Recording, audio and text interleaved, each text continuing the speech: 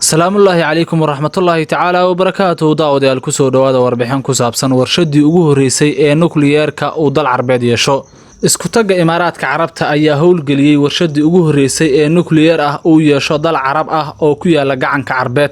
Tayeynta quwadda nukliyeerka oo 4 qaybood ka kooban, qaybta ugu horreysa waxaa laga bilaabay warshada Baraka iyadoo la adeegsanayo tiknoolajiyadda uu sameeyey dalka Kuuriyada Koonfureed.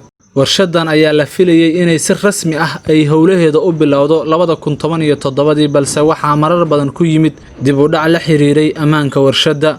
dalka Iskutagga Imaaraadka Carabta oo saliidda hodanka ku ah ayaa waxa uu doonayaa warshadani in ay 3 meelood meel baahida dhinaca tamarta ah oo dalkaasi u baahan yahay in ay daboosho. 2 toddobaad ka horna Iskutagga Imaaraadka Carabta waxa ay hawada sare u direen dayax gacmeed heerkiisu sareyso kaas oo loo adeegsanayo cilmi baarista, taasoo dalkaasi ka dhigtay dalkii ugu horreeyay oo ka tirsan khaliijka oo talaabadaasi qaado. Iskutagga Imaaraadka miisaaniyadda ugu badan ee tamarta wixii hadda ka horreeyay waxa uu ku bixin jiray tamarta laga keeno qorraxda.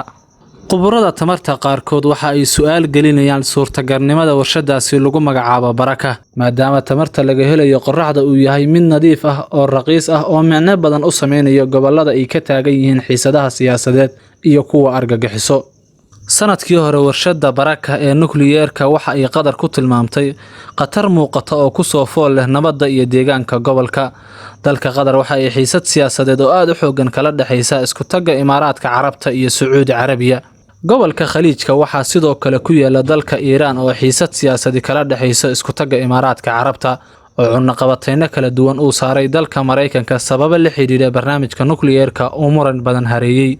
Dr. Buwal Dofaman oo ah madaxa koox caalami ah oo la talinta dhinaca hubka nukliyeerka u qaabilsan waxa uu sanadkii hore qoray nukliyeerku waxa uu soo horinayaa xiisadda ka dhex taagan wadamada khaliijka maadaama warshada quwadda nukliyeerka oo la samaysto ay horseedi karto awoodda dalka warshadaasi lihi uu ku samaysto hubka nukliyeerka. saynisyahan kale uu fadhigiisu yahay London wuxuu isna falanqayntiisii uu shaki kaga muujiyay amniga warshadaasi nukliyeerka ee Baraka, isagoo cabsi ka muujiyay qatarta shucaaca ay warshadaasi ku sii deyn karto khaliijka. madaxda Iskutagga Imaaraadka Carabta waxa ay shalay oo Sabti ah si rasmi ah ugu dhawaaqeen guusha furitaanka warshada, taas oo ay ku sheegeen guul dhinaca sayniska ah oo dalkaasi gaaray. waxaana warshadani laga dhalinayaa tamar dhan 1400 oo megawatt oo cadaadiska tamarta biyaha ka dhalanayo oo ay naqshadeysay Kuuriyada Koonfureed loona yaqaano ABR 1400.